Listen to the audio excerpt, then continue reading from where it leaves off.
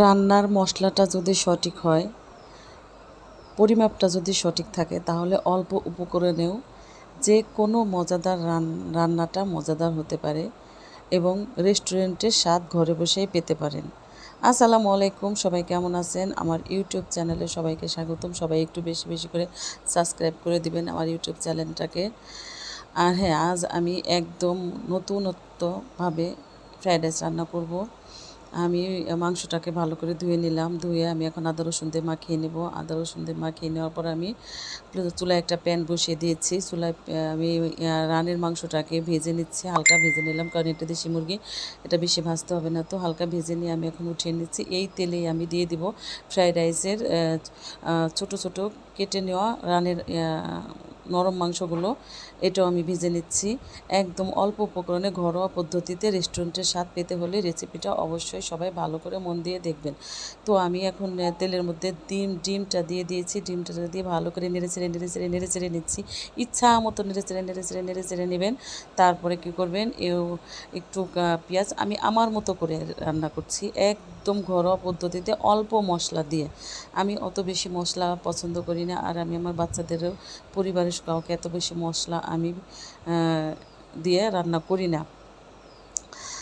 তো আমি এখন দিয়ে দিচ্ছি। আমার যেহেতু বাসায় ক্যাপসিকাম ছিল না, তো ছিল টমেটো, তো কেয়ার করা গরিবের ইচ্ছা পূরণ হওয়া আর কি।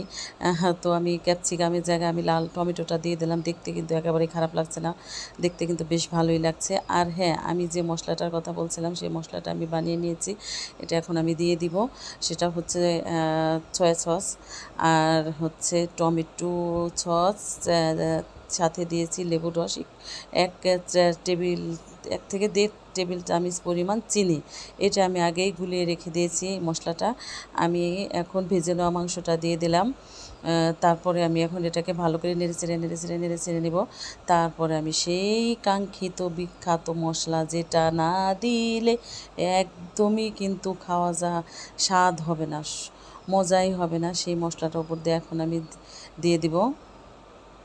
তো অনেকেরই পোলাও ফ্রাইড রাইস খেতে ইচ্ছা করে, বাসায় অনেক উপকরণ থাকে না, সেই ক্ষেত্রে আমরা কী করতে পারি, ঘরে যা কিছু আছে আপনার ঘরে, সেটা দিয়েই আপনি ফ্রাইড রাইস রান্না করে দুধের স্বাদ ঘুলে মেটাইতে পারেন। অবশ্যই একেবারে খারাপ হয় না, অনেক মজাই হয়েছে। এই যে আমার সে বিখ্যাত বানানো মশলাটা, যে সসটা আমি দিয়ে দিচ্ছি উপর দিয়ে। এখন আমি কী করব বলেন তো, ফ্রাইড রাইসের চাল আগে থেকে সিদ্ধ করে রেখে দিয়েছিলাম, ঝরঝরা করে, এটাকে ঠান্ডা করে ফ্রিজের রাখি নেই, কিন্তু ফ্যান ছাড়িয়ে ঠান্ডা করে রেখেছি। কেউ আবার বলে ফ্রিজে ঢুকাবেন না, ঠিক আছে? তো এখন আমি দিয়ে দিব, সেই ভালো করে নেড়ে চেড়ে নিচ্ছি। এখন আমি ফ্রাইড রাইসের সেই রাইসটা, ভাত, আমরা বাংলায় বলি, ভাতটা দিয়ে দিলাম। এই তো সেই একদম ঝরঝরা করকরা ভাতটাকে এখন দিয়ে দিচ্ছি। দিয়ে আবার সমস্ত মশলার সাথে ভালো করে মাখিয়ে নেব। এই তো আমি ভালো করে মাখিয়ে নিচ্ছি। ইচ্ছা মতো মাখিয়ে নেবেন, আপনার গায়ে যত জোর আছে সে জোর দিয়ে ইচ্ছা মতো মাখিয়ে নেবেন। মাখিয়ে নেওয়ার পরে কোথাও কোনো যেন ভাতের গায়ে মশলা ছাড়া না থাকে। সব অবশ্য ভাত বললে কেমন লাগে না, আচ্ছা বলি রাইস বললে ভালো শোনা যায়, কি বলেন? হ্যাঁ, তো রাইসটাকে আমি ভালো করে মাখিয়ে নিচ্ছি। তো আমি কিন্তু একদম অল্প উপকরণে রান্না করছি, আমার ঘরে যা কিছু ছিল সেটা দিয়ে কিন্তু করেছি। আপনারা কিন্তু ভাববেন না যে আমি অতিরিক্ত কোনো খরচ করেছি, খেতে ইচ্ছা করছে বলে কথা। তো রেস্টুরেন্ট থেকে কিনে আনতে পারলাম না বলে তো কী হয়েছে, ঘরে যা কিছু আছে সেটা দিয়ে খেয়ে ফেলবো, কী বলেন? তো এই ফাঁকে আমি এটা রান্না আমার শেষ হয়ে গেল। এখন আমি ওই প্রতিদিনের রান্না করা মাংস, ওইখান থেকে রানগুলোকে উঠিয়ে রেখেছিলাম, সেই রানগুলো দিয়ে আমি এখন রোস্ট করে নেব। তো এই তো আমার দেখুন রোস্টটাও প্রায় হয়ে গেছে। তো রোস্টটা দেখতেও কিন্তু একেবারে মন্দ হয় নাই, কালারটা দেখতে বেশ ভালোই লাগতেছে। তো পুরো রান্নার রেসিপিটা কিন্তু দেখতে হলে ভিডিওটা কিন্তু অবশ্যই দেখবেন সম্পূর্ণ। তো কিন্তু আমার হয়ে গেছে ফ্রায়েড রাইস এবং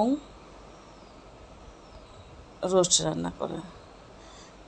তো ভিডিওটা বেশি বেশি করে দেখবেন, লাইক কমেন্ট শেয়ার এবং সাবস্ক্রাইব করবেন আমার চ্যানেলটাকে। সবার জন্য শুভকামনা রইল, সবাই ভালো থাকবেন, সুস্থ থাকবেন। আল্লাহ হাফেজ।